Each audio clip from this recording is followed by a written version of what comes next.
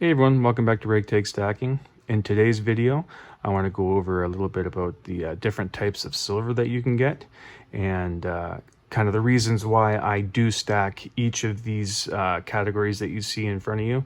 And I don't know, kind of go into some pros and cons of each ones as well. I'm going to jump into it today and just start off on the left here with the bullion products here, the 3/9s and then the 4/9s.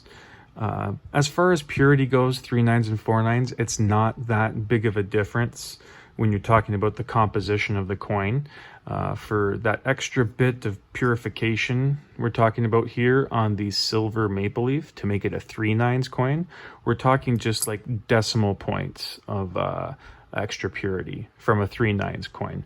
So the composition of the coin isn't altered too much going from 3/9s to 4/9s. But I do know that when it comes to coins versus rounds, I know a lot of people like to get both, but some stick just to the coins. They want to have that liquidity and recognizability of the coins, and they stay away from the generic stuff. Some people are worried about counterfeit coins more on the generic side because they are a bit more easier to counterfeit. Like if you were to look at something like this, the silver maple leaf here, it's got a lot of security features like the radial lines and this engraving, this little micro engraving down there. So I'm not saying that these coins don't get counterfeited. I know a lot of the American Eagles and stuff like that come over from China, but it's a lot more common to see generics being faked than the sovereign nation coins. So there is plenty of variety to have in the bullion here. If you go for coins, there are 2-ounce coins, there's 5-ounce, 10-ounce coins, there's even kilo coins. Same with the rounds. They don't just have 1-ounce rounds, they have different sizes for those as well. And then when you get in the bars, I wanted to kind of keep this in rows, so I didn't bring out the big ones. This is just a 5-ounce and this is a 1-ounce bar, but those go in different sizes too. They have kilo ones, 100-ounce bars, you name it. So there is a variety that you can get if you just want to stick to bullion. So moving on from the bullion side here, I'm going to start talking about some of the fractional silver I have here. I don't have any fractional bullion. I do like my fractional silver to be the junk silver here, the 90%, and I'll go over the percentages there. But a lot of the fractional bullion stuff carries a heavier premium, so that would kind of defeat the purpose of one of the reasons why I like getting junk silver is that it can be used as fractional, but it's also going to be cheaper than the bullion stuff. It's not going to carry that heavy of a premium, and you know what I mean? It's going to be the closest to the spot price that you will get when buying silver, like over the bullion stuff. In this row here in particular, this is 90% US constitutional silver or junk silver. There's a couple Benjamins in there, but it's mostly Walkers that I have in the $50. There are a wide variety of items that you can pick up in the 90%. You can go with the dollars, the silver dollars here. This is a piece dollar. This is a 90% piece that you can pick up. I'm gonna just throw it on top of there. There's also Morgans. You can grab a Morgan. The Morgan, the piece dollar replaced the Morgan in 1921, and that's why they are suggesting in 2021 that they're going to be coming out with new piece dollars and Morgan dollars to commemorate the transition of the Morgan to the piece dollar in 1921. But this is also a 90% piece, and like I said, these are dollars. These are half dollars. And you can pick up the quarters. This is a Washington quarter. There's different quarters that you can get, like the standing Liberty and the Barber and stuff like that. But I only have Washington quarters. There's dimes as well. You got your Rosie, you got your Barber, you got your Merc. These are all 90% silver, and as I said, the smaller you go, it's just more fractional silver, so it can be broken up easier, and so you don't have to spend a big chunk like a 1-ounce bullion coin. You don't have to break that up if all you need can be covered by a couple of dimes. You know what I mean? So it is. That is what a lot of people do when they're talking about like SHTF situations and stuff like that, or the bartering system. A lot of this stuff is going to be more useful than, say, a kilo bar or a 10-ounce, even a 10-ounce bar. So yeah, that's the 90% stuff.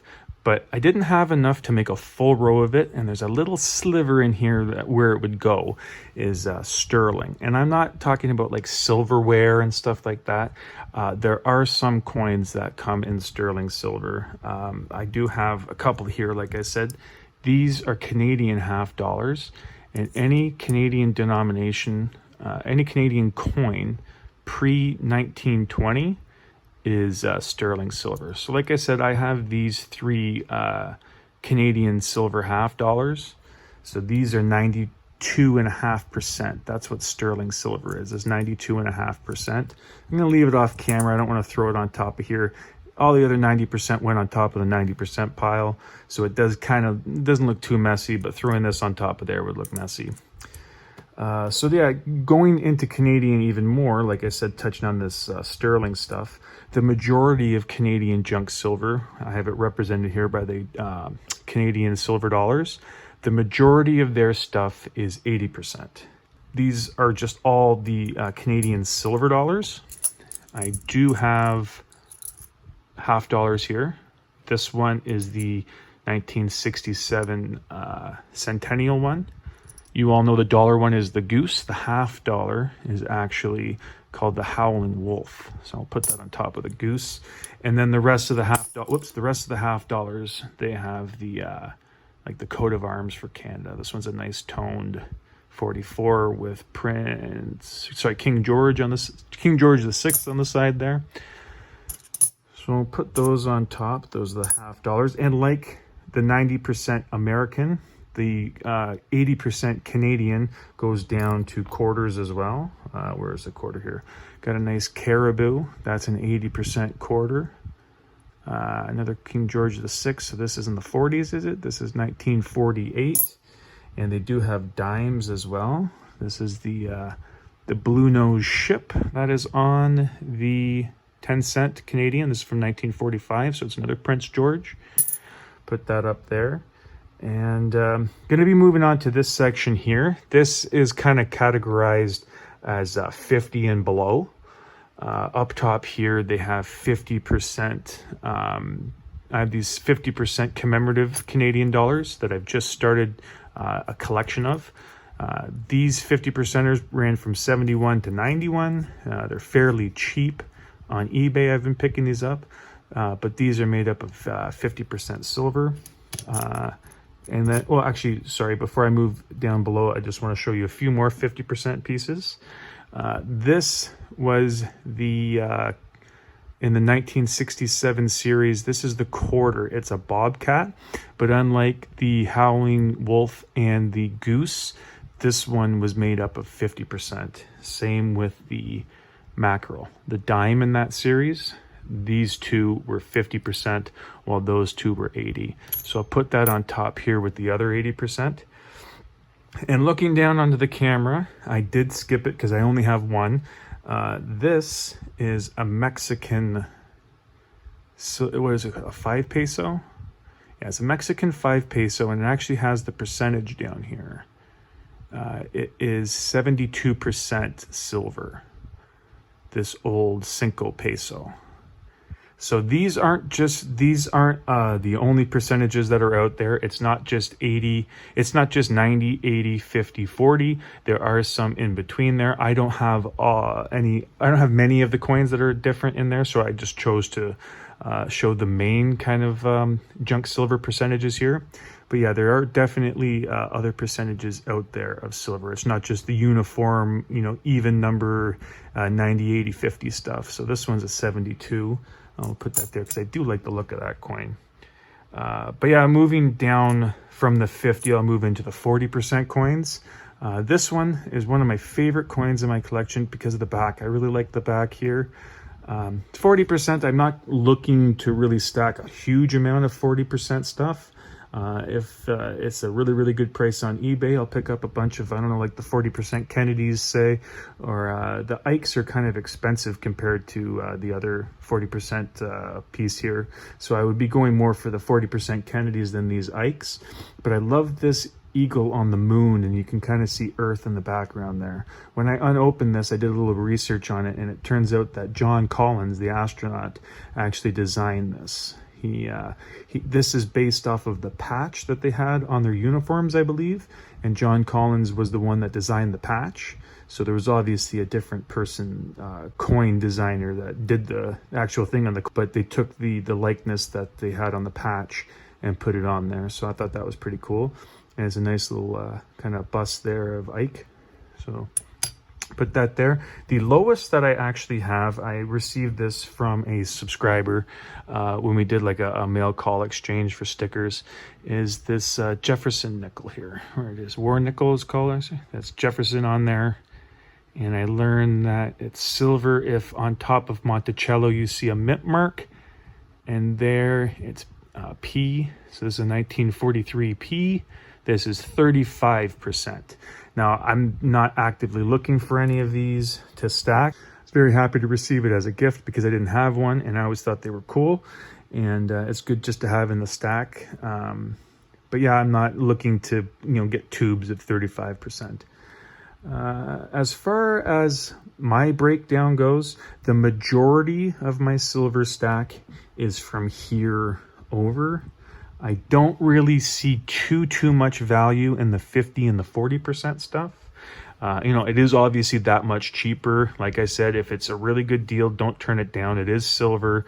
You'll need to get 2 and a bit of these to make up a 90% Kennedy, but you're still working with the same fractional amount of silver. It will add up to the same thing. So yeah, if you can get these for a killer deal, it's silver, pick it up. But that's not something that I would be stacking tubes and tubes and tubes of, the 40%ers.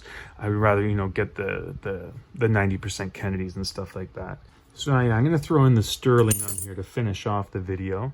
I'll get some of these, some more dimes in there, get the Jefferson in, another $50, put that in there. So, as far as the best silver to stack, I do think it is good to have the variety. But for the most part, I like going with the bullion stuff. The silver, like this stuff, the junk silver, I do like going on eBay for, because eBay, I get the eBay bucks that you earn on the junk silver. You don't earn it on the bullion products. You can only earn it on these like circulated coins here, but the eBay bucks do add up quickly. And just because you can't earn eBay bucks on bullion, it doesn't mean that you can't buy bullion with your eBay bucks. So once you get your certificate and your voucher for your eBay bucks, you're not restricted to what you can buy. You can use it on anything. So I like to pick up the junk silver that way, earn the eBay bucks, and then turn it into a bullion product that I've had my eye on.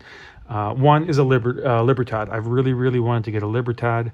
I did a top 10 coin video the other day, and people were on because I didn't have a Libertad in there. I don't have a Libertad in my stack, so I couldn't put it in there, but I will do a revised video for that. And the Libertad will definitely be in the top 5. But for me, for my stacking strategy right now, that's the way I like to do things. If I'm ordering a big order of silver, I do order online. It's going to be bullion products. I'm going to be ordering coins, rounds, and bars from there. They do have junk silver available there, but when I'm doing a bigger order of silver, that's the kind of thing that I want to pick up from there, is the bullion stuff. It's not hard to calculate what you have when you have junk silver over bullion stuff, but it is a lot easier to say this is 1 troy ounce of silver. You know what spot price is. You can go in and have a pretty easy negotiation when you have the spot price to go off of. There are different ways of weighing and selling and all that stuff when it comes to junk silver. You do have your face value. So, $2 $2.50 is $1, 4 quarters is $1. You guys understand that stuff. But it can also be sold by weight. So these have a lot of wear on them. Obviously, they're circulated coins. So the silver on something that's from 100 years ago, it's, the composition of the coin is going to be worn off. So if the official weight of the coin is like 12 grams, 12.5 grams, you're probably looking maybe, 12.2 grams or 12.1 grams, something like that. There is going to be a noticeable wear. So the best possible way to buy junk silver and to sell junk silver is if you buy it by weight and sell it by face value. And obviously, conversely, the worst way would to be buy it by face value and then sell it by weight. So when you're buying it, they'll weigh up, let's say you're just buying a bunch of quarters, they'll weigh up the quarters just to see how much silver content is in there, and then that's what they'll base their price off of for the the amount of silver that's in there. So they're taking into the account the wear and tear, exactly what the wear and tear is. When they go by face value, they do factor that in as well, but it's kind of different. They'll go by face value and they'll see the condition of the coins, and then they'll price it by, you'll see something like 13 times face value or 14 times face value.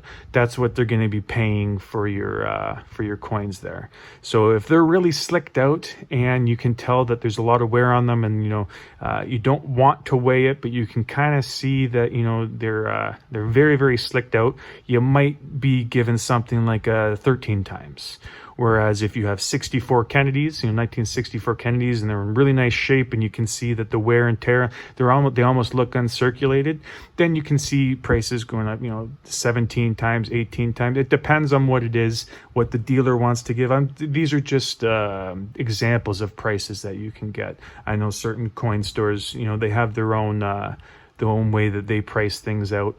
Some people, it is maybe a bit of a hassle for them that they won't know exactly what they're getting for their junk silver. It could be different from coin store to coin store, you know what I mean?